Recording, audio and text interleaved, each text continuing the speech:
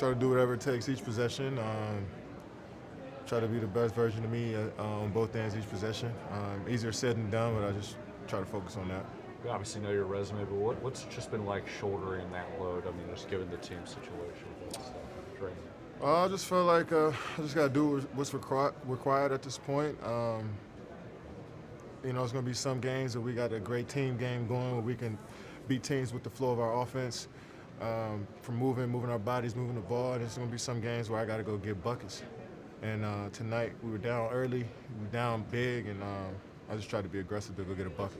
Kevin, why do you think in the last 3 games specifically your game is clicking offensively the way it has been? Because my only focus is, like I said, just being the best version of me that I can each possession on both ends. And once you just focus on that, you get lost in the game. And makes or misses or turnovers or mistakes, really don't matter. Just move on to the next play. Try not to have try not to have a lot of mistakes, but if you do have one, just move on. Kevin, when you get on a roll the way you were tonight, do you feel like anyone can stop you? Like, had enough games like this, does the defense even matter to you?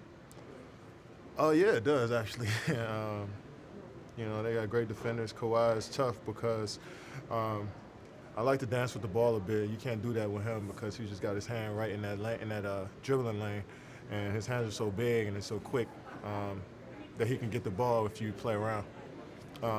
So that you got to use more energy just to beat him. And then you got Serge helping out. You got Siakam they can throw on me as well. Danny Green. Now they got a lot of defenders, a lot of athletic guys that can guard. So I had to get my sleep last night, drank a lot of water today, and the defense did matter, but I was able to make a couple shots. What was Drake saying to you when you were leaving the floor at half? He just asked for my jersey. You see his reaction when you nailed the deep three. Oh yeah. He talks a lot of trash over there on that sideline. So anytime I can throw it back in his face is definitely a win for me. Did he get the jersey? Say it again? Did he get the Yeah, jersey? he got it. Kevin, you mentioned how disruptive Kawhi can be on the defensive end. You're one of the few guys that can probably relate to having to carry that kind of offensive load while also exerting energy on the defensive end. Can you just give us insight into what that's like, even mentally, the toll that takes over 53 minutes, not just 40 minutes?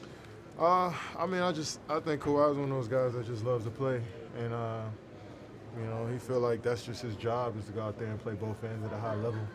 And you learn that, being under Pop, seeing veterans do it every day, like Tim Duncan and Manu Ginobili and Steven Jackson and Tony Parker do it over and over again. They set a great example for Kawhi. Just playing against him his first year in the league and to see where he is now, it was ridiculous on both ends of the court. And somebody I got total respect for. But I just feel like Kawhi walks into every game feeling like he has to do that no matter what.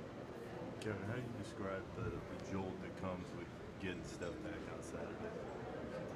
I just can't describe it, to be honest. I know everybody's going to be excited, but nobody's going to be more excited than he is. He wanted to play tonight. You see him on the bench. We talked, and he was just chomping at the bit to get out there, especially having a matchup like Kyle Lowry, somebody that he respects and we all respect. He believed that would have been a great test for him, but Steph's one of those guys that trusts the training staff, he trusts the organization, they got his best interests, and next game we're looking forward to having him back. Kevin, I think it's been 11 games now with that stuff. I mean, when you just look at the whole picture, how do you think the team and yourself manage just the ebbs and flows that come with playing with that? I think we managed it really well. Obviously, we'd love to win more games, but we got a lot of experience throughout this time. We learned a lot about ourselves, each guy individually. I think, we found that, a couple lineups that can work even when Steph gets back off the bench. We've seen some guys. Jonas played great basketball for us.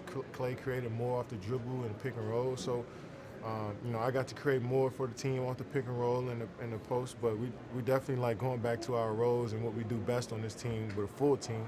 But I feel like we learned a lot about ourselves individually.